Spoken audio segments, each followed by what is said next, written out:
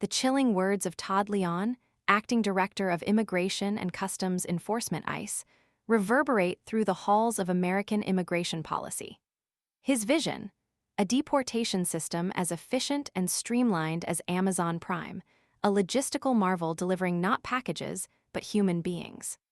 This statement, first reported by the Arizona Mirror, wasn't a casual remark.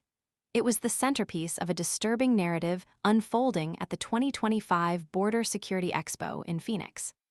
The Expo, a gathering of key figures within the Trump administration's hardline immigration apparatus, served as a platform for a chillingly coherent strategy. Lyons's businesslike approach, echoing throughout the convention center, painted a stark picture of dehumanization. The idea of a deportation system operating with the cold efficiency of a multinational corporation, prioritizing speed and volume over individual rights and due process, is deeply unsettling. This wasn't just a proposal, it was a declaration of intent. The rhetoric was amplified by the presence of Tom Homan, Trump's border czar, and Kristi Noem, the Secretary of the U.S. Department of Homeland Security. Haman's unwavering support for the Alien Enemies Act, upheld by a Supreme Court ruling allowing the deportation of alleged gang members, further solidified the administration's aggressive stance. His discomfort with judicial interference in his deportation efforts underscored a disregard for checks and balances, a willingness to operate outside the bounds of traditional legal processes. The casual mention of family detention remaining on the table speaks volumes about the administration's callous disregard for the welfare of families separated and potentially torn apart by their policies. The echo chamber of the Expo, filled with representatives from the military-industrial complex, highlighted the increasingly intertwined relationship between government policy and private sector interests. The outsourcing of mass deportation, with companies like Avilo Airlines agreeing to conduct deportation flights from Mesa, Arizona, beginning in May, signals a dangerous privatization of a deeply human rights issue. A significant petition, signed by thousands, urging Avilo to halt these flights, demonstrates the growing public outcry against this disturbing trend. The Trump administration's commitment to mass deportation, a cornerstone of his 2024 campaign promises, is not merely rhetoric.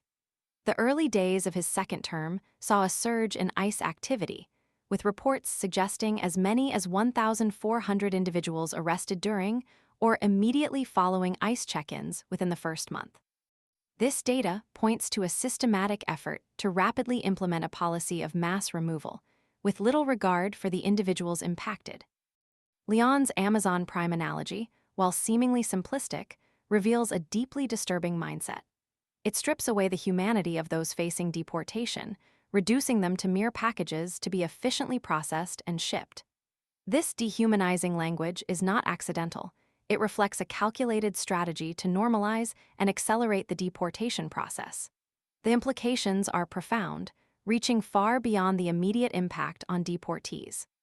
The fear and uncertainty instilled by these aggressive policies are palpable. The significant drop in flight bookings between Canada and the U.S., exceeding 70%, underscores the chilling effect on international travel and cross-border relations. This reflects not just concern among immigrants and foreign visitors, but a growing apprehension among the wider population. The specter of mass deportation and the increasing militarization of immigration enforcement cast a long shadow over the nation. The pursuit of a businesslike approach to deportation, detached from ethical considerations and human rights, exposes a fundamental flaw in the administration's priorities. Profitability and efficiency appear to be valued above the lives and futures of countless individuals.